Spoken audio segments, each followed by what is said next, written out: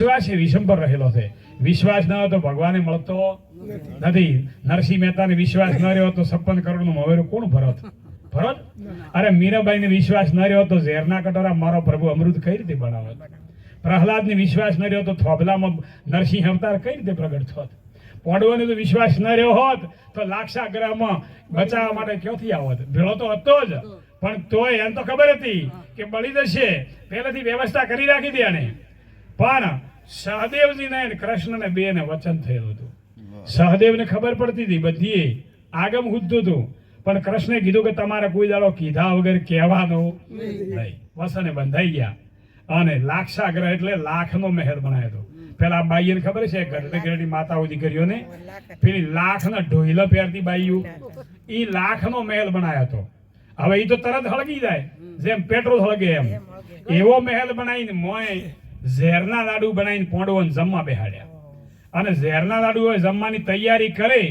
સહદેવને ખબર છે કે ઝેર ખાશે તો બધા મરી જશે, પણ પોતાને કેવરાય નહીં, કીધા વગર તો કહેતા નતા. એટલે કપાળમાં લાડુઓ કૂટ્યો પોતે સહદેવે. અને પેલા ભીમને ખબર પડી કે અલ્યા શું છે કેતો ખરા જોશીડા, કે મોય લાડુઓમાં ઝેર છે, કે હે લાડુઓમાં ઝેર છે તો કે કેતો જમતી પણ કે પૂછો તો કુ કે તો કે બીજું કોઈ, તો કે બીજું હા કે આ મહેલ હળગાઈ દીધો છે બારેથી અને લાખનો છે અને ભડભડ હળગી રહ્યો છે, બધા બળીને મરી જશે. ઝેર ખાઈને મરશે અને બળીને મરશે. તો કે કોઈ ઉપાય કે હા છે નહીં કે શું કે એમને કે તમે ઉભા એ જગ્યાએ સુરંગ બનાવેલ છે ભોયરું, એ પાટું મારો. અને પેલા ભીમે પાટું મારીને મોય ભોયરું ખુલ્યું અને પેલા કોંતા માતાને યુધિષ્ઠિરને ખભે બેહાડ્યા. અર્જુન આગળ થયા, સહદેવ નકુલ પાછળ, અને બધા નીકળી ગયા. અને અગ્નિ માતા તોય આવતી હતી, છેડે ભંભમાટ કરતી પાછી. તો ભીમ કે એક માતાના હો તમે સડાયો પણ પાછી વળી જા. ના વળી કે ફેર કીધું એક માતાના હો સડાયો પાછી વળી જા. ત્રીજી વખત બોલ્યો કે એક માતાના હો સડાયો પાછી વળી જા. ત્યારે એ અગ્નિદેવ પાસે વળ્યા અને પેલા હેમ ખેમ બારે નીકળ્યા. પણ પેલો બોલ્યો 3 વખત, ઈક તો પાળવો પડે ને.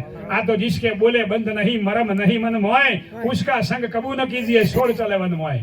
આપણે તો હાલ બોલ્યાઈશું અને પાછા વર્તાઈશું. હવે ઓમ તો મેળ પડે ખરા ભાઈ? હે આ તો જે બોલ્યા ઈ ઠેર સુધી પડ્યો, ઈ પુરુષોનો માર્ગ છે. ભક્તિ તો કોઈ એમને થોડી વાતોનો વિષય છે. આ તો ખોડાની ધાર છે. ખોડાની ધાર એટલે જેમ તલવારની ધાર હોય એના ઉપર હેડવું હોય તો કેટલું કાઠું હોય, અને ધારે ધારે સડીને પછી અણીએથી નેસું ઉતરવું હોય તો ઉતરાય. ધારે સડો ને અણીએ ઉતરો. આ ભક્તિ છે બાપુ. એટલે ભક્તિના અંદર તો આવી આ દઢતા જેની હોય, જેની નિષ્ઠા પ્રબળ હોય, જેને વિશ્વાસ પ્રબળ હોય, એનો